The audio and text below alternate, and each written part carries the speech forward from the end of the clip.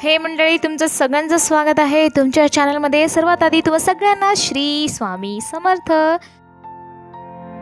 स्वामीबद्दल जाणून घेण्यासाठी, त्यांची सेवा कोणती, कशी, उपाय, तोडगे सगळ्या गोष्टी जाणून घेण्यासाठी ह्या चॅनलला सर्वात आधी सबस्क्राईब करा, जेणेकरून अशाच प्रकारची माहिती तुम्हाला, चांगल्या माहिती जी आहे सर्वात आधी तुम्हाला तुमच्या मोबाईलवरती येईल आणि सर्वात आधी तुम्हाला त्या गोष्टीचं समाधान भेटणार आहे। तर पैसे भरपूर कमवतो आपण, पण एकही पैसा आपल्या घरी बरकत नाही आहे का? खूप मेहनत करतो, रात्रंदिन मेहनत करतो, घरी मुलं जाता जॉबला, आपली जे बायको आहे ती जाते, नवरा जातो, सगळेच कामाला जातात, पण 1 रुपयाचीही बरकत होत नाही का? कारण एकतर तुमच्या मागे पितृदोष असेल किंवा तुमची घराची जी वास्तू आहे त्याच्यामध्ये काहीतरी गडबड आहे। तर ह्या गोष्टी तुम्ही सर्वात आधी लक्षात घ्या। तुमचे कोणतेही आयुष्यामध्ये जर काम होत नसतील, तुम्ही खूप प्रयत्न करता आहे तरीसुद्धा जर ते काम होत नसतील, तर ह्या 2 गोष्टीपैकी एक गोष्ट नक्की असतो, ते असतो एक तर तुमच्या मागे पितृदोष लागलेला आहे, खूप महत्त्वाचा पितृदोष काय असतो, कसं दूर करायचं आहे, त्याला काय उपाय करायचा, ते सगळ्या गोष्टी मी चॅनलवरती अपलोड केलेला आहे। एकदा चॅनलच्या व्हिडिओमध्ये, कंटेंटमध्ये तुम्ही व्हिडिओमध्ये बघून एकदा बघा आणि त्या उपाय तुम्ही एकदा नक्की करा।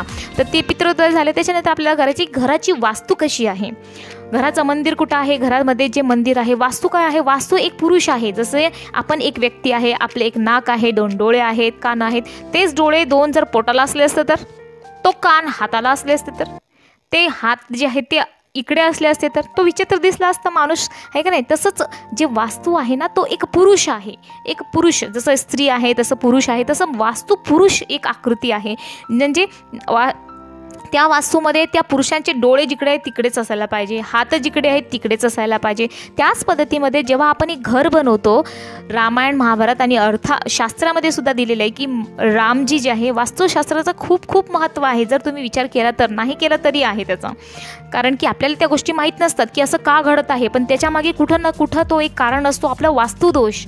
रामची जेव्हा झोपडीसुद्धा बनवायचे ना जंगलामध्ये, वनवासाच्या काळामध्ये, तेव्हासुद्धा ते जे शास्त्र आहे त्याचा तो विचार करायचे की आपली झोपडीचा प्रवेशद्वार कुठं असायला पाहिजे, आपण कुठे तोंड करून झोपायला पाहिजे, आपलं स्वयंपाकघर कुठं असायला पाहिजे, सगळ्या आपलं घरची जी मूळ आकृती आहे ते कोणत्या आकारामध्ये असायला पाहिजे, ह्या सगळ्या गोष्टी ते विचार करायचं। म्हणजे तुम्ही विचार करू शकता की वास्तुशास्त्रामध्ये वास्तुदोष हा किती मोठा एक आजार असल्यासारखा आहे, जो आजार दिसत नाही पण त्याचे जे परिणाम आहे तो नक्की आपल्याला दिसून येतो। तुमच्या आयुष्यामध्ये असंच काहीतरी घडत असेल की तुम्ही सगळ्या गोष्टी करून बघताय तरी पण एकही गोष्ट व्यवस्थित होत नाही आहे, बरकत नाही आहे, घरामध्ये लक्ष्मी थांबत नाही आहे, लक्ष्मी चंचल असते, लक्ष्मीला थांबून बसावं लागतं, म्हणजे लक्ष्मी स्थैर्य राहत नाही आहे, खूप पैसा कमवतो पण असे सोडून जाता, बरकत नाही, अशा सगळ्या गोष्टीमध्ये एक तर पितृदोष, दुसरा वास्तुदोष। तर वास्तुदोषबद्दल आपण आज बघणार आहे की काय असं करणार आहे, असं छोटासा एक उपाय मी तुम्हाला सांगणार आहे।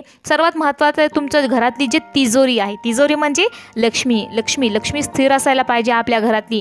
तशा श्रीयंत्र वगैरे आहे, लक्ष्मीनारायणाचं जे आसन आहे तो, त्याची सेवा करायचं आहे, काय ह्याच्या आधी पण मी चॅनलवरती शेअर केलेलं आहे, ते सुद्धा बघून घ्या। तर लक्ष्मी जे घरात आपलं कपाट आहे ना, ते कपाटाचं तोंड कुठे असायला पाहिजे, कपाट कोणत्या दिशेला ठेवायला पाहिजे, हा सर्वात महत्त्वाचा आहे। कारण सर्वात महत्त्वाचं जे आपली जे लक्ष्मी असते, आपलं जे काही पैसा, आपलं जे सोने दागिने, जे काही प्रॉपर्टीचे पेपर्स वगैरे असतो, ते कुठं असतो? किचनमध्ये नसतो, हॉलमध्ये नसतो, बेडरूममध्ये बेडवरती नसतो, कुठं असतो? कपाटामध्येच असतो। हे सगळ्या महत्त्वाच्या ज्या डॉक्युमेंट्स आहे, जे ज्वेलरी आहेत, पैसा आहे, तो कपाटातच असतो। तर कपाट हा सर्वात महत्त्वाचा भाग आहे तुमच्या घराचं। तर तो कपाट कोणत्या दिशेला असायला पाहिजे, नीट बघा, तुमच्या घरामध्ये कपाट तुम्ही कोणत्या दिशेला ठेवलेला आहे, तो कपाट जे ठेवायची बरोबर दिशा आहे तो उत्तर दिशा आहे, म्हणजे कपाट आपल्याला दक्षिण दिशेला ठेवायचं आहे।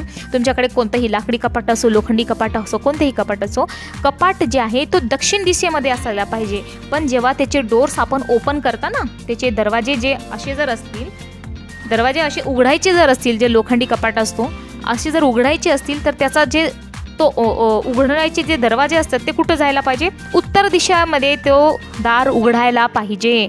उत्तर दिशाच का, तर उत्तर दिशा ही कुबेर महाराजांची दिशा आहे आणि कुबेर महाराज म्हणजे सुख संपत्ती पैसा ह्याचा ते प्रतीक आहेत कुबेर महाराज. तर तुमचं जे कपाट आहे, परत एकदा ऐकून घ्या, तुमचं जे घरातलं कपाट आहे सर्वात महत्त्वाचा भाग आहे. तर कपाट आपल्याला दक्षिण दिशेमध्ये ठेवायचं आहे, जेणेकरून त्याचं जे आपण दार आपण ओपन करणार ना, असं दरवाजा जेव्हा ओपन करणार तेव्हा त्याचे जे दार आहेत ते उत्तर दिशेमध्ये उघडणार आहे. आणि कपाट जर तुमचा लाकडी आहे, स्लायडिंगचं तुम्ही बनवताय, जे आजकाल मॉडर्न फॅशन झालेलं आहे, तर स्लायडिंगचे असे जर डोर तुम्ही असे असलेले तुम्ही जर कपाट तसे बनवत आहे, तर ते कपाट तसले उत्तर दिशामध्ये बनवा. कारण की उत्तर दिशामध्ये ओपन नाही करू शकणार तुम्ही त्याला, तर फक्त स्लाईड करायचं आहे. तर तशा प्रकारचे कपाट तुम्ही उत्तर दिशामध्येच बनवून घ्या, जेणेकरून कपाटाची दिशा एकदम उत्तम राहील आणि घरात आलेली जी संपत्ती आहे त्याच्यामध्ये बरकत राहणार आहे.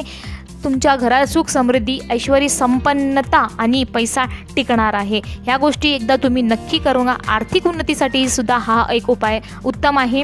दिशा ही कुबेरांची दिशा आहे, जे कुबेर महाराज आहे त्यांचा आशीर्वाद प्राप्त करण्यासाठी आपल्याला कपाटाची ही एक नक्की उपाय तुम्ही एकदा नक्की करून बघा. तर कपाट ह्याच दिशेला तुम्हाला ठेवायचं आहे. माहिती तुम्हाला जर व्यवस्थित वाटली असेल, चांगली वाटली असेल, एकदा नक्की हा उपाय करून बघा. तुमच्या घरात कपाट कोणत्या दिशेला आहे एकदा नक्की चेक करा परत पटकन जाऊन, आणि हे उपाय नक्की एकदा तुम्ही उपयोगात आणा, जेणेकरून तुम्हाला ह्याचा लवकरात लवकर जास्तीत जास्त फायदा होणार आहे. व्हिडिओ आवडला असेल तर चॅनलला सबस्क्राईब करून घ्या. श्री स्वामी समर्थ.